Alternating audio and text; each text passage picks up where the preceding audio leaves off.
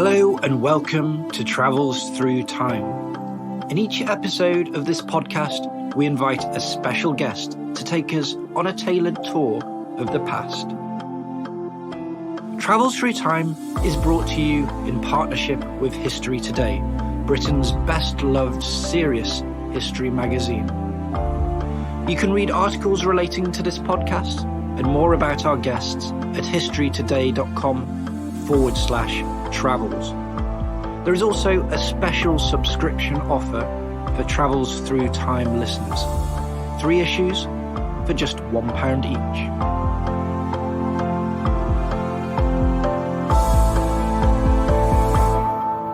Hello, I'm Peter Moore. Let's begin this episode by travelling back to the start of June 1944. Here is General Dwight D. Eisenhower addressing the Allied troops on the eve of D-Day. Soldiers, sailors, and airmen of the Allied Expeditionary Force, you are about to embark upon the Great Crusade, towards which we have striven these many months. The eyes of the world are upon you. The hopes and prayers of liberty-loving people everywhere march with you. In company with our brave allies and brothers in arms and other fronts, you will bring about the destruction of the German war machine, the elimination of the Nazi tyranny over the oppressed peoples of Europe. Welcome to a special D-Day anniversary episode of Travels Through Time. It's 75 years since the 6th of June 1944, when 150,000 Allied troops were landed on the beaches of Normandy in France in a single day.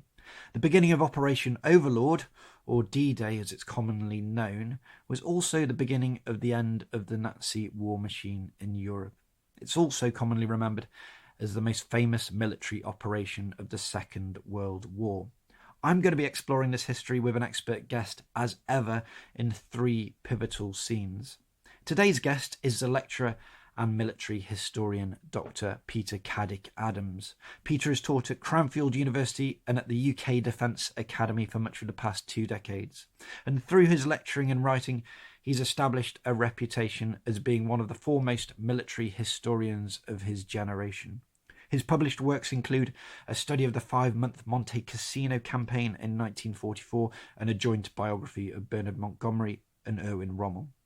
Peter's latest book, Sand and Steel, A New History of D-Day, documents the history of the plans and execution of Operation Overlord in forensic detail. James Holland, the writer, has called Sand and Steel a superb and timely book that will change our overview of D-Day forever. I met Peter at his publishers in London the other day to talk about one of the most famous dates in all 20th century history.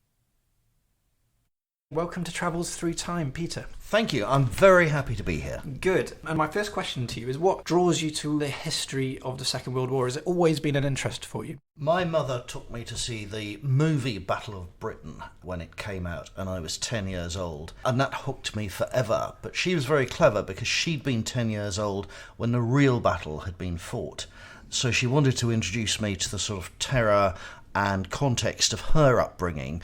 Little did she know that that took me into making plastic model kits and then reading and studying both world wars. And of course, at that time, every adult had done something interesting in the Second World War, so that hooked me. It was talking to the veterans wherever they'd fought. And the Second World War, I suppose, this period of 20th century history is very well written about. It's very well researched.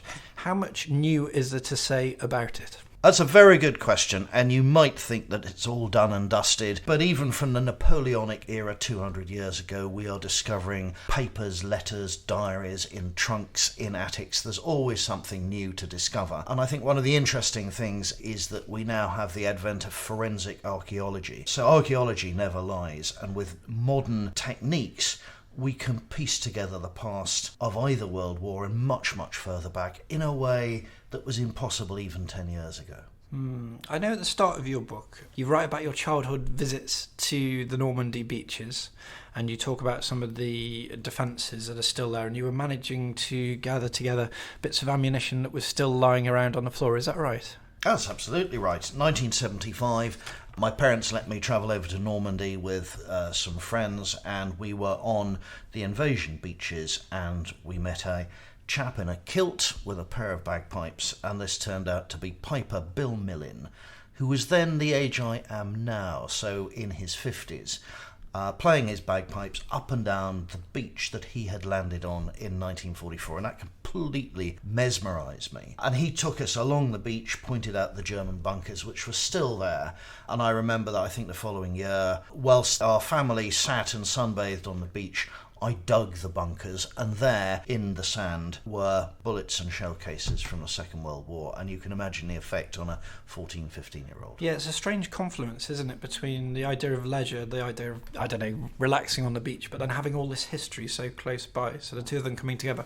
I suppose we might often go on holiday to read a history book, but then in your childhood you had history just behind you, waiting to be explored. I think there's something deep within you, if you're a historian by vocation, that you want to reach out and touch the past.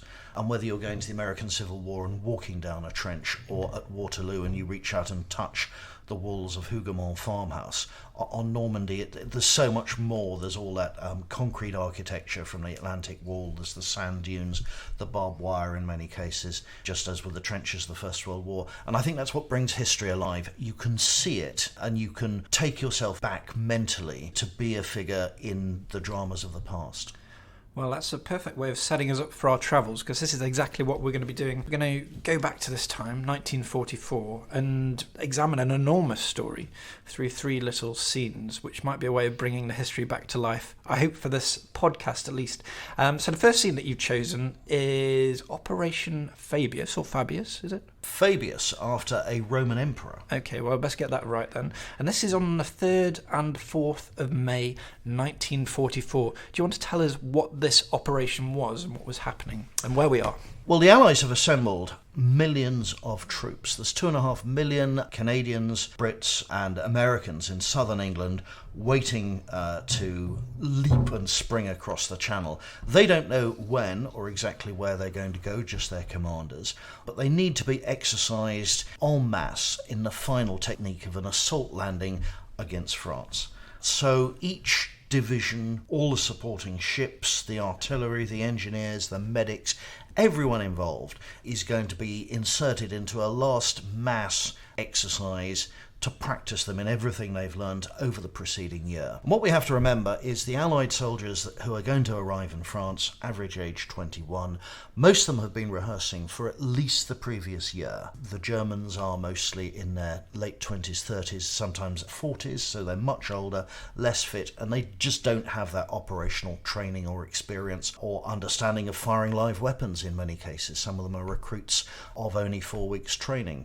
So we go back to the Allied soldiers. They need a huge exercise which will just take them through their paces and confirm everything they've been doing.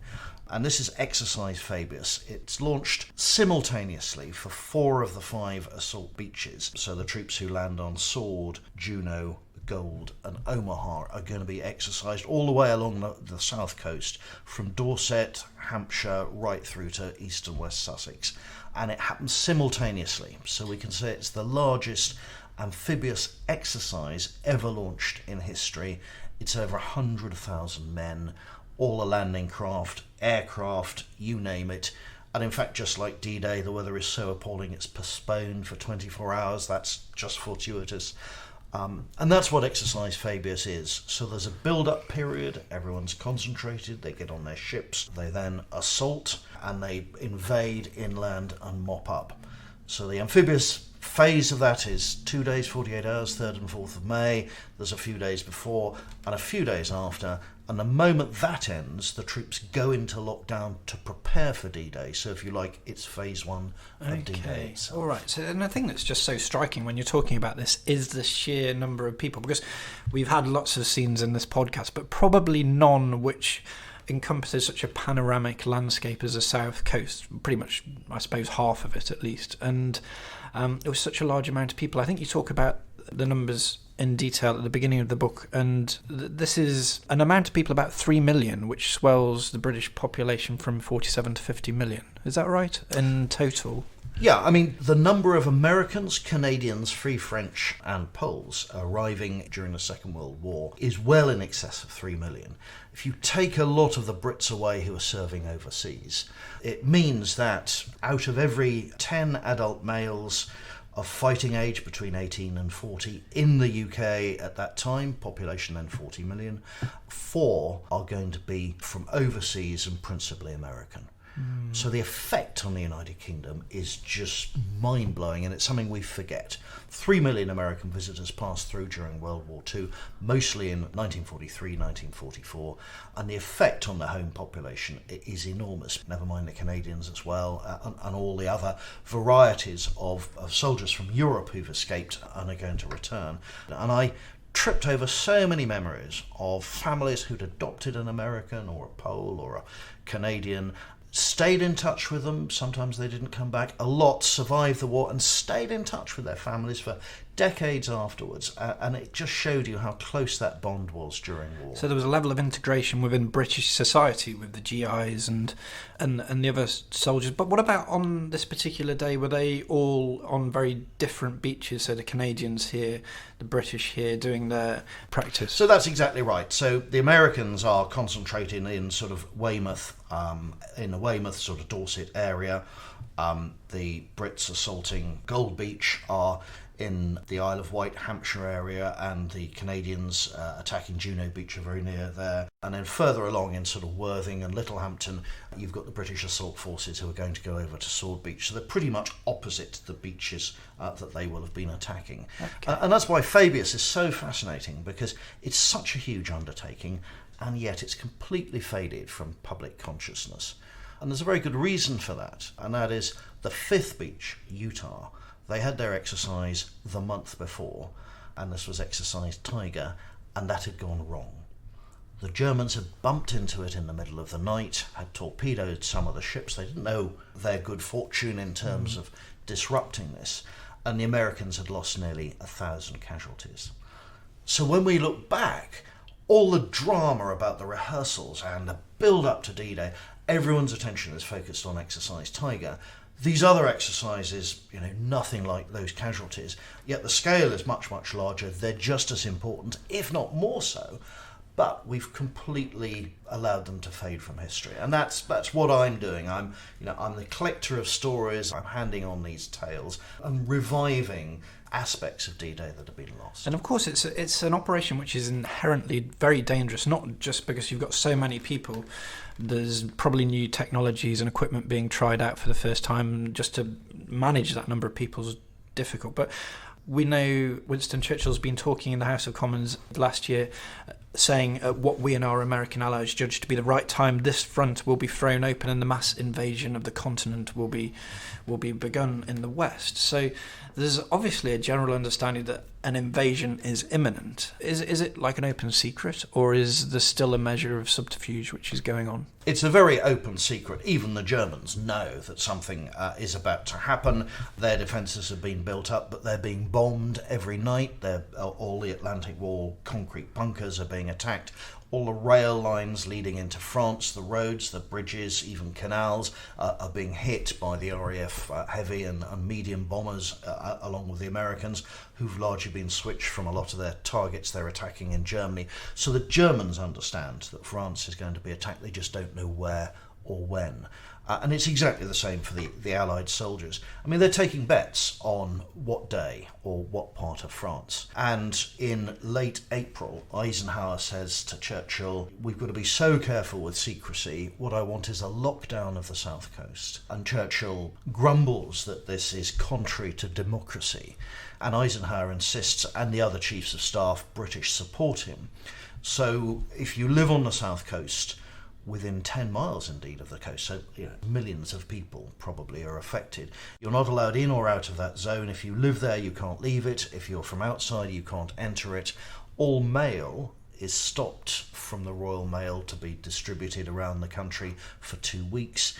Diplomatic bags are suspended. A lot of people don't even know that this is happening, just to stop any leak that would give the Germans a clue. So a sense of bewilderment, along with probably a mounting excitement that there's going to be a progression in the war, Undoubtedly. I mean, everybody realises this. So if you read the New Yorker magazine, their correspondent in England writes that England right now resembles a giant warehouse full of equipment labelled Europe. Okay. And she's allowed to write that because it's so obvious, it's in general terms. But of course it's a morale raiser. Yeah. And everyone in America has huge expectations, everyone in England knows what's going on. The Germans are sort of, in some cases their morale is quite high because they have their best general, Rommel, waiting. But the whole world is bubbling with excitement. I can't really put it better than that. But there's this huge electricity in the air that something's about to happen. And just a supplementary question, really, because we know a lot about the Enigma machine and the interception of German messages through the top lines of their military. This has been happening at Bletchley Park for a long time. Is there something similar happening the other way round, or not really? No, exactly. And again, this has largely been wiped from history. We focus on Bletchley, partly because the secrets of Bletchley were denied to us for 3 decades. The secret was only let out in 1974. Before then, because we were going to use the same techniques against the Russians, or were, it was all kept extremely under wraps. So the Germans have all sorts of code-breaking organisations. So they're not exploiting one top secret code because we use several and we're more multinational. But they do break some of the infantry exercise codes. They break the small ships codes used by the Royal Navy. They're reading the codes used by British Railways, moving troops and supplies around. So they know there's a movement down to the south coast of landing craft, of Royal Naval vessels, of trains of men and equipment. They're aware of movements of aircraft across the Atlantic, the build-up of glider troops and parachute troops in southern England. So all the clues are there, but we are clever enough and tight enough in terms of security not to give them any pointers as to exactly where or when, but they start to make educated guesses. And obviously the invasion is going to be in the Pas de Calais, no? That's where the British are heading because it's the place with the harbours. That's the place where what is the shortest crossing of the channel. This is probably the, shall we say, the message they're trying to get out. Is it a bluff? The easiest way to put it is if you stand on the cliffs at Dover, you can see France, or vice versa, and that's what we have to remember. And that's why it's never going to work for the Allies, because the Germans could see what was happening. And if we launched an attack there, they would know straight away. So that's the ruse. However, we're in danger of overplaying that as historians. The Germans had built up all their defences around there, and they're now beginning to think elsewhere. Well, let's leave it there, because I think this is the perfect point to go on to your second scene, which is on the 15th of May. So this is a fortnight afterwards, after the great exercises on the south coast. And this is the Thunderclap conference. Can you explain what this is and where this took place? So there are actually 2 Thunderclap conferences. One is held at the end of April, but the 15th of May one is the crucially important one, and this is where all the top leaders assemble. And by that I mean the entire sort of upper echelons of government, from the United Kingdom, from the Dominions, South Africa, Canada, everyone resident in London.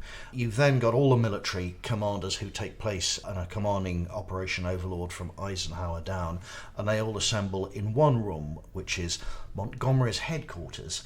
Now, funnily enough, that's at his old school in St Paul's. Ah, okay. So West London. That's near Brook Green, is it not? Yeah, exactly so. And he'd been a boy there, 50 years earlier, more than that. And not surprisingly, he then commandeers the headmaster's study as his own office. But this is his event, and this is where he sells Operation Overlord to everybody else. And we've got to remember that, in the context, the last amphibious operation was at Anzio in January 1944, doesn't go very well. We've got Salerno and Sicily. The Germans mounted very severe counterattacks and they nearly failed. We've had things like Dieppe. Churchill's own experience was of writing the papers and strategy for Gallipoli. So amongst the whole senior echelons of the Allied commanders, there's great nervousness that D-Day could go wrong. And of course it's a one-shot weapon. If for any reason it fails, then Churchill's credibility is on the line. Certainly our A-team of people like Eisenhower and Montgomery, could their reputations survive? The Allies couldn't do Normandy again if we got it wrong because of all the investment in deception. So it has to work, and I think the troops at the tactical level, the lower commanders, even the generals, divisional commanders, are confident. But at the upper level, there must have been huge nervousness. And this is where Montgomery presides. So Thunderclap is his conference. And if there's any doubts that people have before they walk into that conference, when they come out, it's Montgomery who's really sold the idea, and they all walk out bubbling full of confidence, and that's Montgomery's. And you've written about Montgomery before, haven't you? So you know him well. What kind of a character was he? I noticed something that amused me when I was reading your book. You said he had a spaniel called Rommel, and he had a foxhound or something that answered to the name of Hitler. Is this right? Oh, absolutely. I think that very senior commanders are so focused on the professionalism of their job, it makes them quite antisocial. They become almost monk-like figures. They're above and beyond and away from the normal banter. He didn't really follow art or culture or anything else. But it makes you so remote. What you want is company, and actually animal company is safe, because they can't take and give secrets, and they receive but they don't necessarily give. It's a sort of one-way So a reserved trade. character, happy in the company of his animals, obviously with a great reputation as a general behind him already. Rommel is doing exactly the same. He's got a pair of miniature dachshunds. Yeah. So you see the same traits with commanders, which is absolutely fascinating. It is, isn't it? Well, I suppose most people will know the bones of what Operation Overlord was, but what were they told that day? So there's going to be an assault on the beaches of Normandy, and were they given the exact locations and the code names for the beaches and which divisions were going to be sent against which beach? Everything was laid out in full. So everybody there was security cleared. There were just over 140 gilt-edged invitations sent out, so it's a bit like a summons to something at Buckingham Palace, which is very apposite because His Majesty the King was there, sitting in the front row with Winston Churchill. It was a freezing cold day, so everyone was wearing greatcoats, and they're sitting on ordinary school benches, except Churchill and the King, who have armchairs. So that's austerity wartime Britain for you. Montgomery's at the front, and he leads, and then all his commanders follow, briefing their parts. And what they've done is they've laid out a huge map of the actual invasion coastline, and everybody, it's in an auditorium with tiered seating, and everybody is told exactly what's going to happen and when. And very importantly, Montgomery talks through the whole campaign and how he sees it unfolding over the 90 days, not just D-Day, but ever after. And the American general Omar Bradley, in his memoirs, talks about Montgomery tramping around Lilliputian France, because all the details are there representing the actual terrain. Well, I liked something that you wrote, little details that stick in your mind. You were naming the beaches, of course. Most people will remember them. There's Omaha and Utah and Sword and Juno and Gold. Was it not Juno as jelly to begin with? And Churchill didn't like that, so he had that name amended. He didn't want to be... Yeah, so the three British/Canadian beaches are Gold, Sword and Jelly, and they're all kinds of fish. Yeah.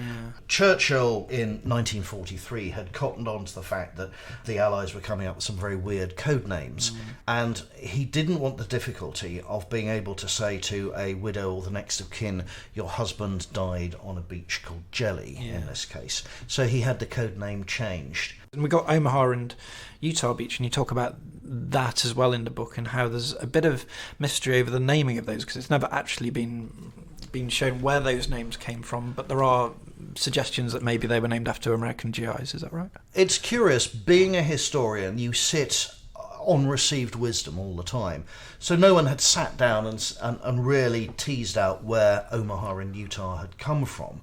And if you did, the story was usually it was connected with the two American Corps commanders whose home states were allegedly Omaha and Utah, and Collins and Giroux don't come from either of those states, the American 7 and 5 Corps commanders. So that was wrong. So I dug a bit deeper. And the story I uncovered was that when Bradley had his headquarters in West London, in Bryanston Square, being renovated. The two GI carpenters who were reorganising his office where he could hang his maps. One came from Omaha and the other came from Utah. And there was a lot of banter between these two and General Bradley, and they would often queue up for coffee together and donuts. It's the GI way. Commanders, officers and men rub shoulders far more than in the British Army. And at one stage Eisenhower joined in this little banter, and the question was, well, what are we going to name these beaches? And Bradley had said, well, Omaha and Utah, because that's where you two come from. Now, this is contained in someone's little notebook, contemporary with the period.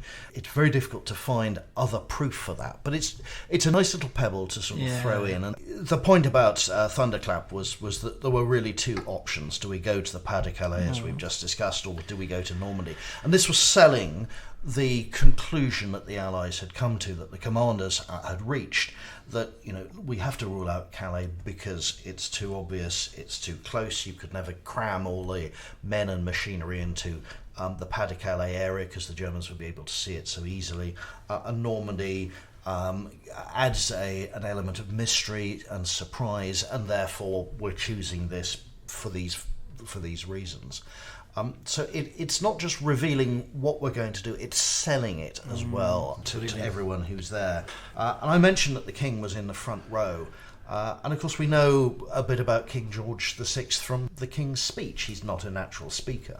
But at the end he stood up and he addressed everyone and said, this is a wonderful undertaking and I wish us well. And I can see how much hard work we've put into this and it will be successful.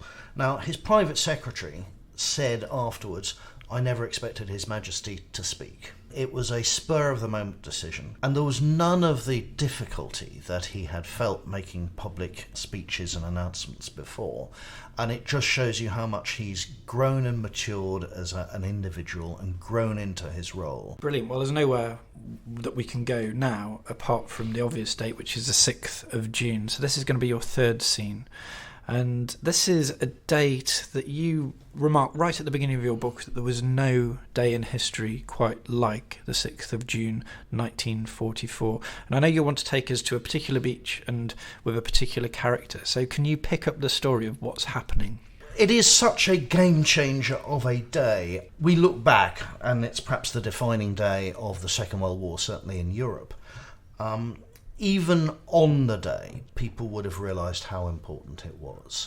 It's not one of those things where you suddenly look back and the analysts of history say that was the pivot, that was the tilting point. Everybody arriving off Normandy, taking part in it, sitting in a headquarters, monitoring what's going on, even the Germans, would have suddenly realised just how important that day was, even before they locked horns with their opponents. Just geographically, which one? Yeah, so that's the British beach on the extreme eastern edge of the invasion front.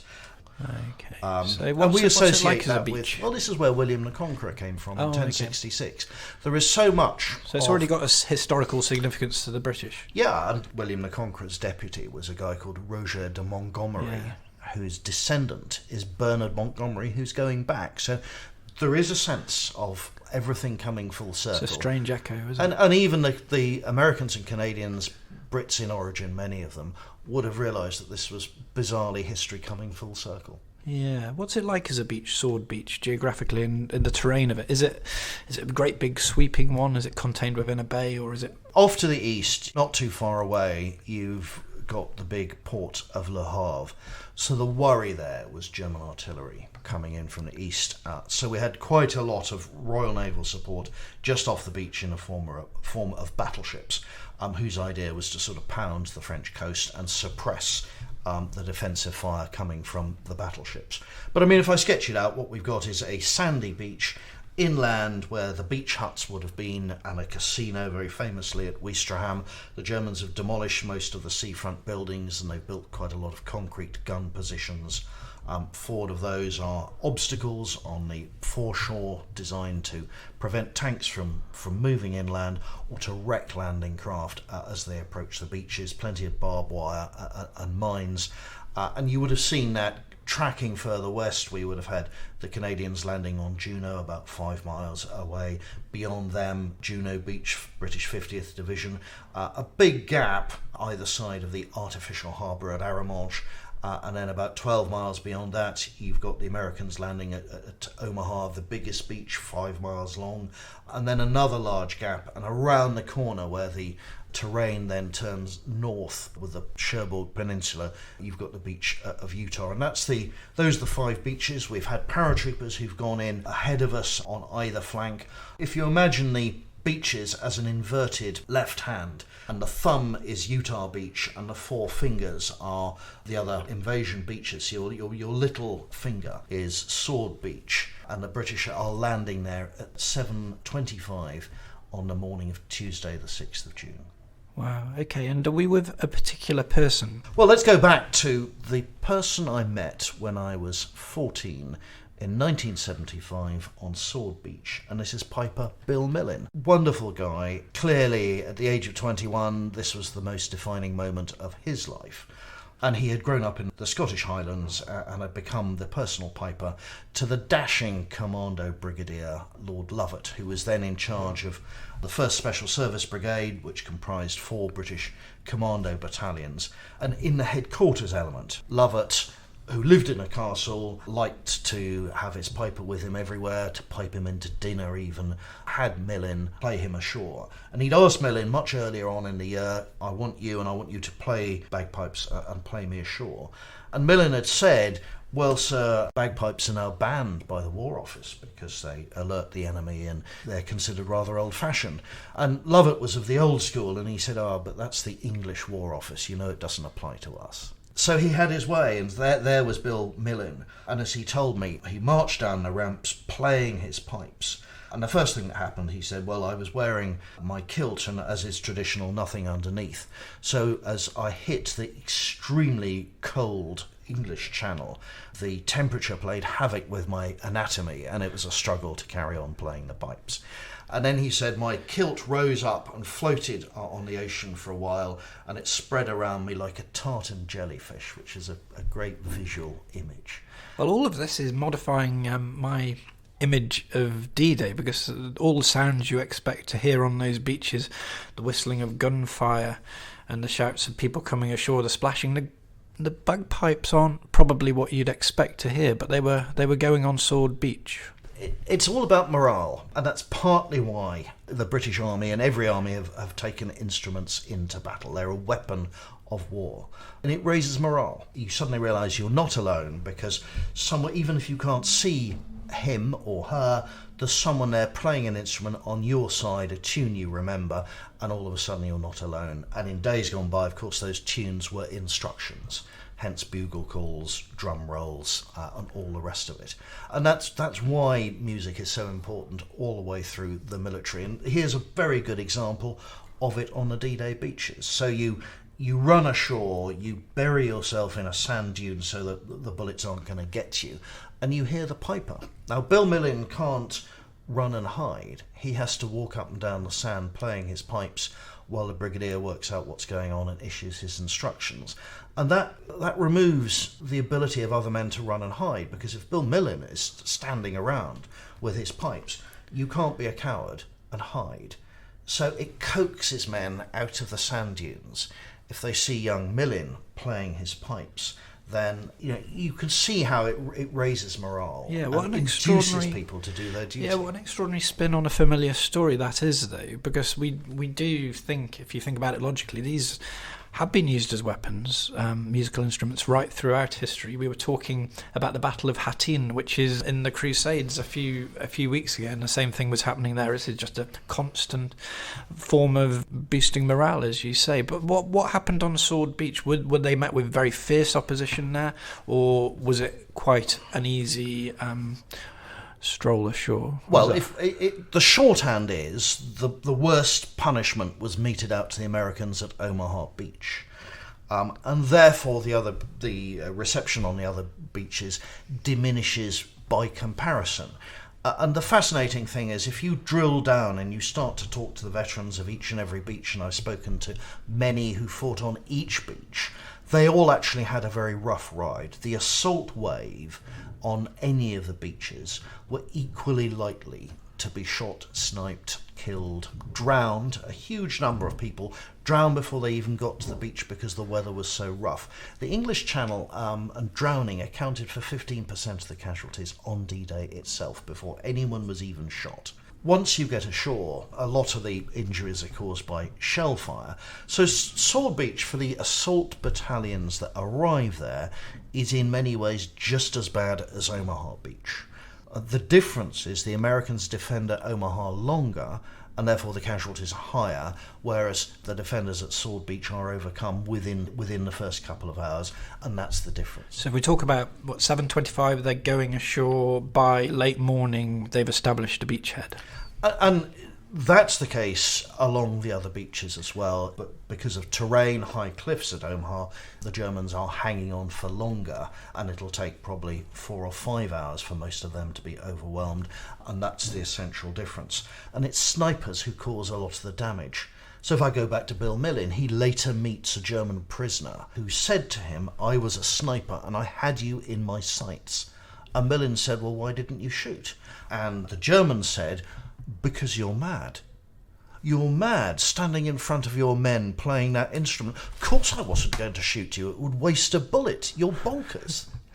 Which is, it's a lovely, lovely story. And it is. I certainly had no conception or hadn't thought at all about musical instruments being used on the beaches. But if we loop this back round together, so we go back to Operation Fabius, which happened almost exactly a month before. Is what happened on the 6th of June a consequence of that good planning? I interviewed a platoon commander years ago about D-Day, and before I even started, he said, "Let's look at the training, because the success of D-Day was down to the training, getting it right beforehand. And what makes D-Day successful is you're flung ashore, you're cold, wet, you're probably suffering from seasickness. The moment you're under fire, your friends are going down, and you're very lonely because you're often hiding from the shells.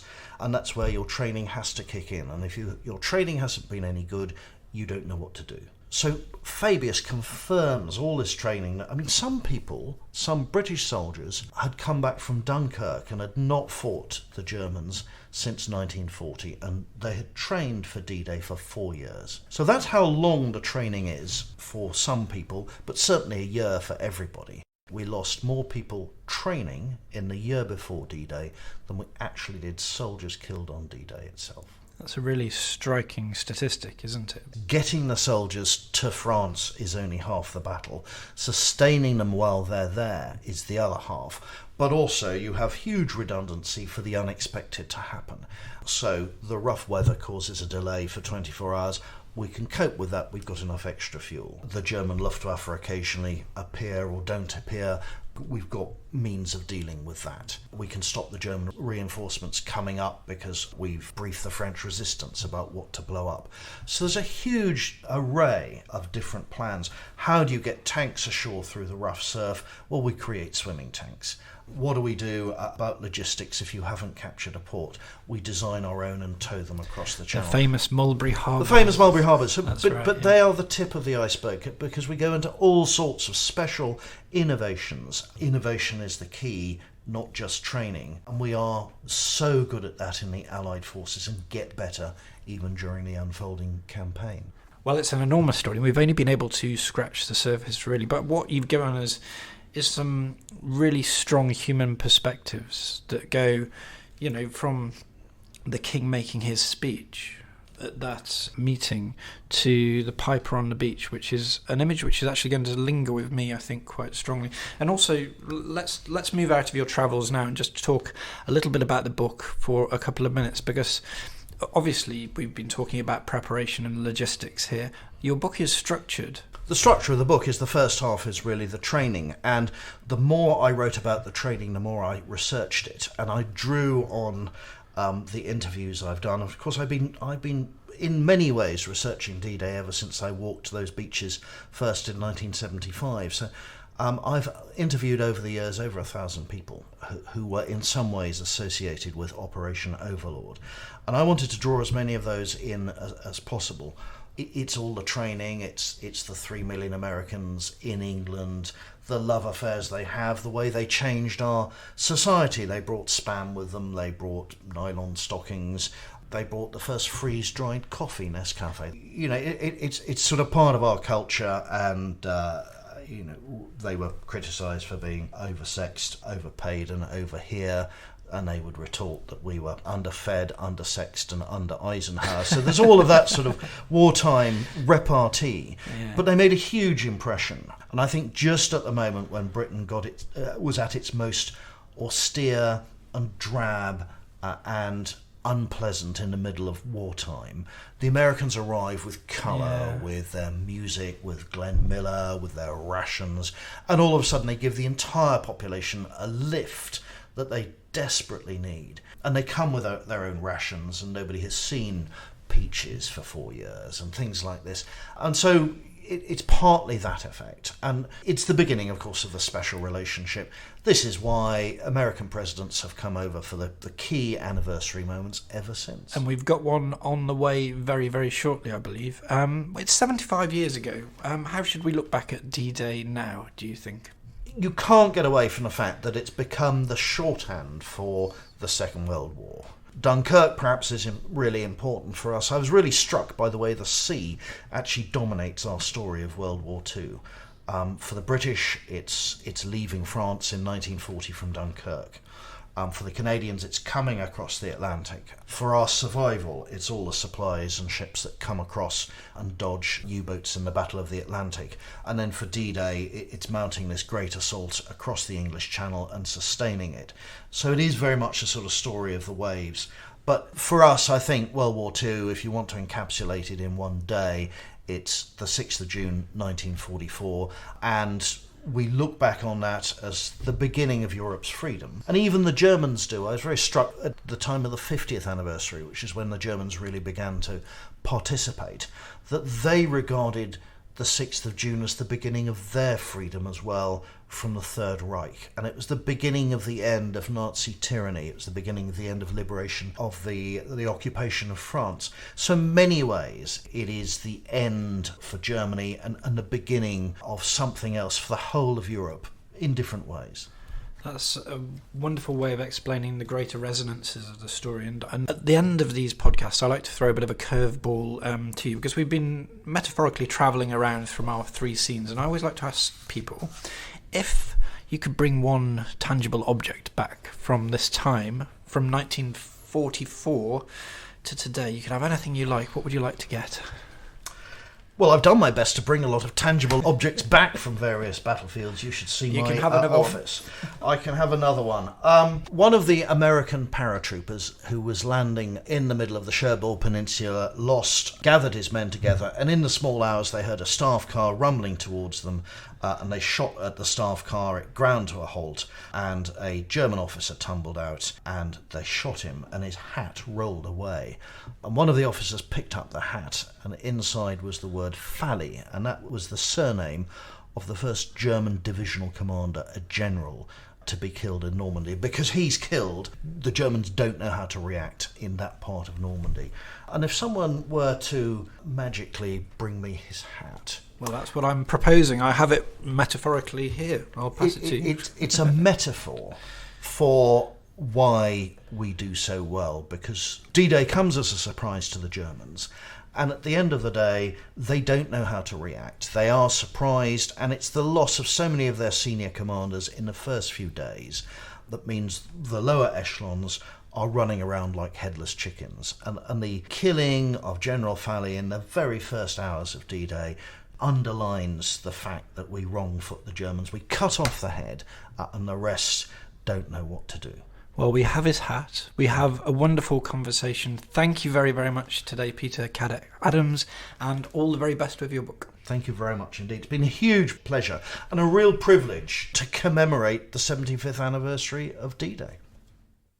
Well, that was me, Peter Moore, travelling back to the events of 1944 with Dr Peter Caddick-Adams and talking about his book Sand and Steel, just the other day. The book's out now. But what really is going to remain with me, I think, after our conversation is that picture of the piper on Sword Beach walking up and down in the early morning light and playing his bagpipes. And it seemed to me a strangely humane and powerful image. Many thanks to Ryan Bernstein for giving us a little blast of Dwight Eisenhower right at the start of this episode. He's got his own podcast called 50 States of Mind, which is all about modern US politics. You should go and check that one out. I hope you enjoyed this episode of Travels Through Time. Please leave a comment or subscribe to our feed to get the first news of new episodes. The next one will be out in a fortnight's time. But from me, and for now, that's it. Thank you very much for listening.